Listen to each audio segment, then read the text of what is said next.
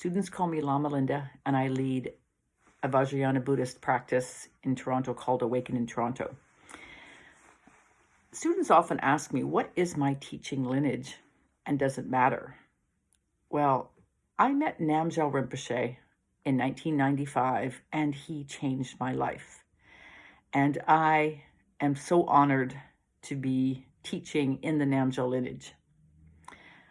Let me tell you a little bit about what that means. So I'd been studying Buddhism for about 8 years prior to meeting Namgyal Rinpoche. And I'd been looking for a teacher. I'd been dabbling, I'd been doing a little bit of do-it-myself stuff. I'd been doing a little bit of some group Zen Buddhist type of things. I'd been reading books. I got my hands on the Tibetan Book of the Dead. That was really transformative. Read a lot of books by Alan Watts. And I was really looking for a teacher and looking to study Buddhism in some form. In fact, I even went to Japan and taught English in Japan for a couple of years, hoping to be able to study Buddhism, and wasn't able to really find anything that spoke to me. So I returned to Canada, came to Toronto, and I met Namgyal Rinpoche. So Namgyal Rinpoche was leading classes, giving lectures, doing Dharma talks, and I met him at the Dharma Center of Canada. He was doing some local classes near Toronto as well, and I was able to meet him and a number of his senior students who were around and teaching as well.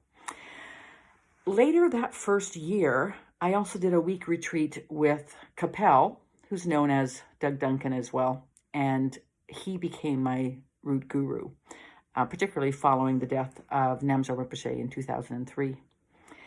But let me tell you first of all about Namgyal. Who was Namgyal Rinpoche? Namgyal Rinpoche was the first Canadian-born recognized Rinpoche. This is really quite an amazing thing when you think about it. He was responsible for bringing Buddhism to Canada. He was recognized first in the Theravada tradition in Burma. He was recognized by Sayadaw Utilawanta, a great teacher and great being that I was honored to meet and spend time with and studied with, even traveled to Burma to meet him, traveled to his hometown in Burma, a small little town in southern Burma, and really was just so honored to make his acquaintance as well. And he was the first teacher of Namgyal Rinpoche, and through him, he was recognized as a fully awakened being. Sometime later, he traveled to India and was recognized again as a fully awakened being by the Karmapa. That would have been the 16th Karmapa, and he was recognized in the Vajrayana Buddhist tradition, and that's in particular the Kagyu lineage. The Karmapa is the head of the Kagyu lineage. And he was recognized in that lineage and began teaching and was given permission to teach in the Kagyu Vajrayana lineage. He is the only Rinpoche, to the best of my knowledge and to the best of anyone else's knowledge. He's the only Rinpoche, the only awakened being who has been fully recognized in 2 different lineages. Now keep in mind, a lineage means the student is traced to the teacher and back generation upon generation, all the way back to the Buddha. So it's quite significant who your lineage is. And Namgyal Rinpoche was recognized in the Theravada tradition and also in the Vajrayana tradition. And in truth, he's actually beyond the Eastern traditions, and he has always taught all kinds of practices and teachings outside of what one might consider to be classic Buddhism. He traveled extensively, did teachings around the world, and he sponsored many of the first Asian Buddhist teachers to come to the West and to come to Canada. So he's quite revered in many Buddhist circles for being such an early leader in Canada. this being received teachings directly from him for 8 years. And many of those were in a variety of ways. He was truly a spiritual polymath in the broadest of senses. And he was interested and skilled in teaching so many different methods, so many different practices. And this is at the heart of it, the Namgyal lineage. The Namgyal lineage is a lineage that brings Buddhism from one country to another country. So the being, the consciousness, reincarnates in order to bridge, in order to translate and carry Buddhism from one country to another country. And in this case, it was from Asia, the East, into Canada. And so he really, he taught classic Buddhist teachings, Theravada, Vajrayana, and gave lots of Wangkurs, but he really specialized in many adaptations that are more Western in many ways. This being studied Lama couples with him, where he would empower couples to use their relationship status and their family role to awaken and to use that as a Dharma path. He also provided spiritual healing training for therapists like me, and many others also trained with him. And he helped us imagine bridging between the East and the West and bringing Buddhism and combining it with psychotherapy. I attended more than 60 Wangkurs, these Wangkur ceremonies where one has the initiation of energy in the Vajrayana tradition. And I attended more than 60 with Namgyal during his time on this earth in this reincarnation. It included many of the peaceful deities, also some wrathful deities, and really the whole range of Vajrayana practices. I've studied with a lot of students of Namgyal's, as well as Namgyal himself. And there were always many, many senior students that had studied directly with Namgyal for many years, decades, many of them.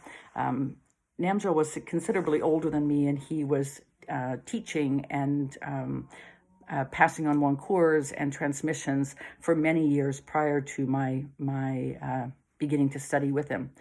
And Namgyal himself often would pass through Ontario. This was one of his home roots. He was born in Toronto, but Ontario was his home roots, and he would travel around the world teaching and giving lessons and Wangkurs, and yet he would always come back to Ontario to do teachings and to share the Dharma talks. But I was so honored to study in the Namgyal lineage with so many of his teachers. I mentioned Kapel Doug Duncan, who has been my root guru for many, many years. I also studied with Cecily Quiet, Karma Chimmy, Tarchin, Mark Weber, Derek Rasmussen, Catherine Rathman, Lama Lodro, and Sonam. And many of these teachers really, they all contain kernels of the Namgyal lineage, and each of them teach in the flavor, as does this being, but with slightly different variations. Some are a little more Theravada, going that route. Some are a little more Vajrayana. Some are a little bit more eclectic.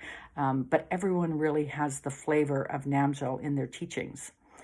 I eventually decided to switch to Doug Duncan, to Kapel, as my root guru, realizing that many of his practices really spoke to me. His being so full of love, so full of compassion, really spoke to me. And I studied with him for many years, decades, at his meditation center in BC called Clear Sky Meditation Center.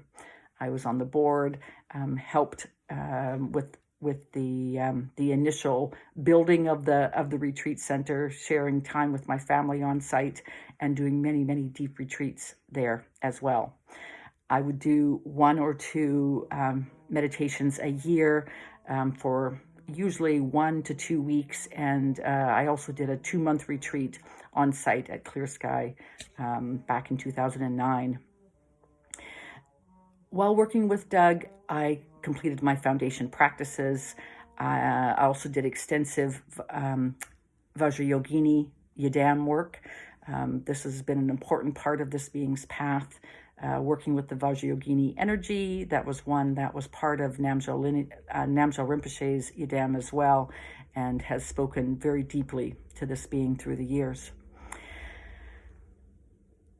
Capel authorized me to teach in 2014, and I began teaching and co-founded the Awaken in Toronto Sangha that year. And I've been teaching ever since. I lead classes and have been guiding students since that time. And this being really has a heart for Vajrayana Buddhism. In particular, when I was authorized to lead my first Wangkur ceremony back in 2019, this path really has spoken to me. Obviously, receiving so many Wangkur transmissions from Namgyal, and then also later from Capel, and just really recognizing the energy transmission possible in giving Wangkurs and using the deity practices to lead students to awakening. So students call me Lama Linda, and that is the name I go on as I teach in this Namgyal lineage. It really gives me such great joy to realize the opportunity to teach in a female form. In this lifetime, it's clear that this is an important piece of it. I am a mother, I am a woman, and I am a role model that says awakening is possible. One doesn't need to wait for another lifetime. One doesn't need to forsake one's familial duties in order to awaken.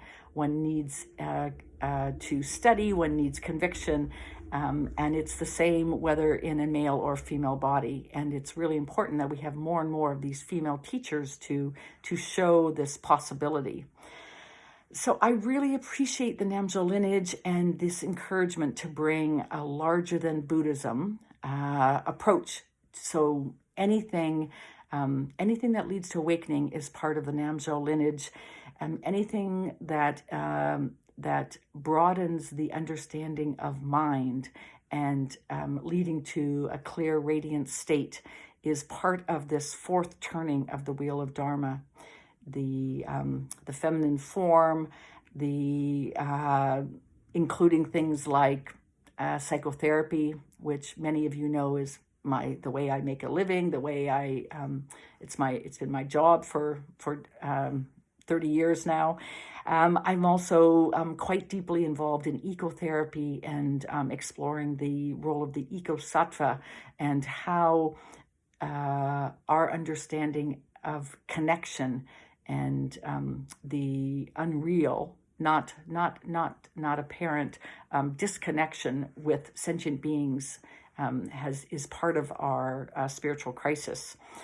I also bring a trauma-informed Dharma approach, one that Namgyal alluded to and yet was a bit before his time, and so really wanting to sort of grow this aspect, this trauma-informed Dharma that allows us to use the learnings of psychotherapy today and bring with it the understanding of trauma and how one needs to understand states and stages, the stages of being and the states of awakening, and balance this to make sure that both aspects of the being are fully balanced.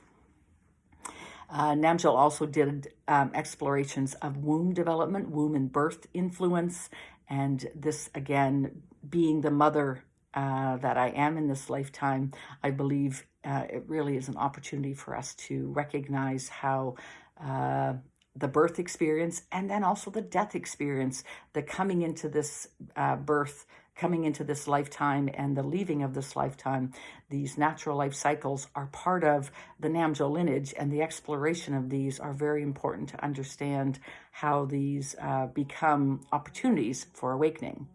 These are things that Namgyal would have supported, and these are following in this Namgyal lineage and the importance of using all kinds of opportunities in this lifetime to awaken and to bring to find that state of spaciousness and clarity in this moment.